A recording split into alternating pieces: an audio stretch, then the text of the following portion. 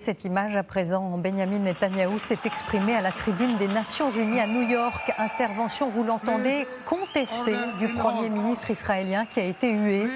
De nombreuses délégations ont quitté la salle au début de son discours. Quel message les chefs d'État et de gouvernement ayant reconnu cette semaine l'État de Palestine ont-ils envoyé aux Palestiniens? C'est un message très clair. Cela paye de tuer des Juifs. Ces images ont été filmées à bord d'un bateau, en route vers Gaza. Des attaques que les militants attribuent à l'armée israélienne. On a reçu des attaques de drones, qu'il y a eu des dizaines d'explosions qui sont survenues sur les bateaux de la flottille. Israël doit finir le travail et le faire le plus vite possible. Diffusé par haut-parleur à Gaza, le discours devait s'adresser aux otages comme au Hamas. Mais ici, comme à l'ONU, il n'y avait pas foule.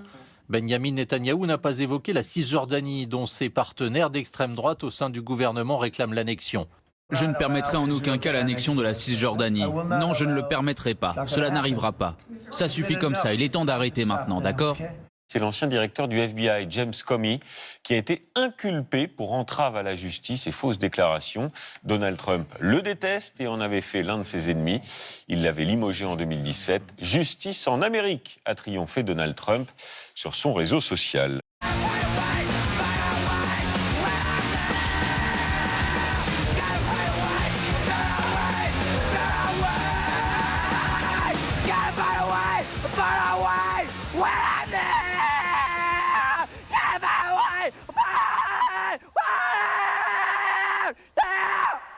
Ils arrivent en horde, ceux qui sont armés en tête.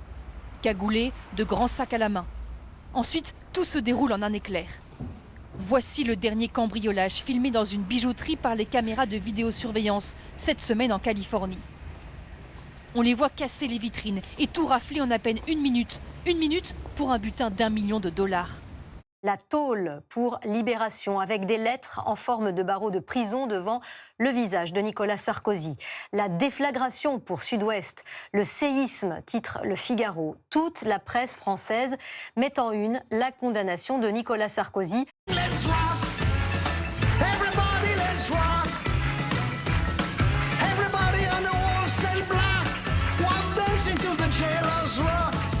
Le Frankfurter Allgemeine Zeitung, qui est quand même la Bible du patronat allemand et qui est plutôt conservateur, note « Nicolas Sarkozy était un poison pour la démocratie. Il a sapé les principes républicains en s'attaquant aux juges. Maintenant, le bling-bling, c'est fini. » Surface des cellules, 9 mètres carrés.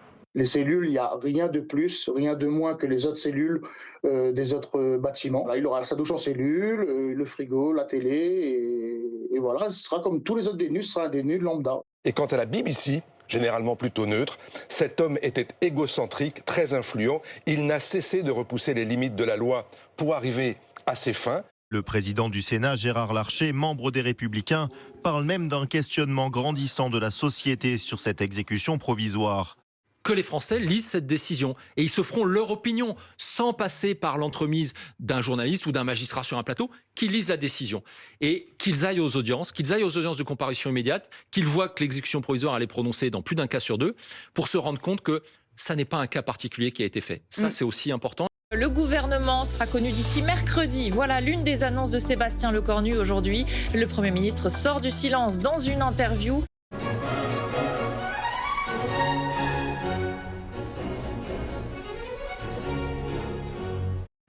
L'argent public est précieux comme jamais. Je vais donc proposer une diminution de 6 milliards d'euros sur l'État et son train de vie. Qu'en est-il de la taxe Zuckman réclamée par le Parti socialiste? Le Premier ministre y est opposé, tout comme un retour de l'impôt sur la fortune. 26 septembre 1985, Coluche lance un appel à la radio. Et j'ai une petite idée comme ça, se faire une grande cantine peut-être cet hiver gratos. 40 ans plus tard, la petite idée de Coluche est plus que jamais d'actualité.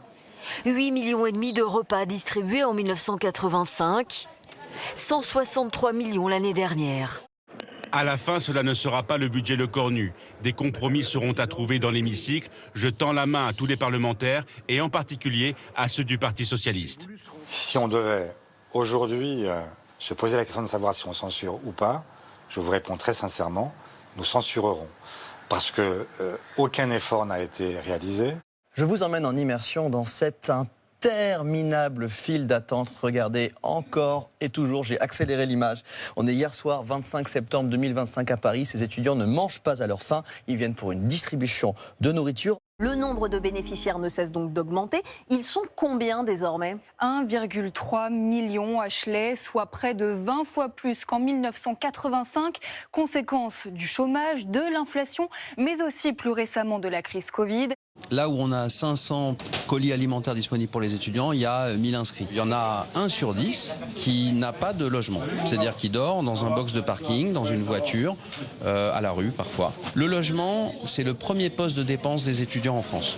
Donc si on règle la question du logement, on règle en grande partie la question de la précarité. Et donc quand on a un Premier ministre qui annonce des ruptures, peut-être que la rupture, elle pourrait aller dans le bon sens, c'est-à-dire d'aider les étudiants qui n'ont pas à bouffer.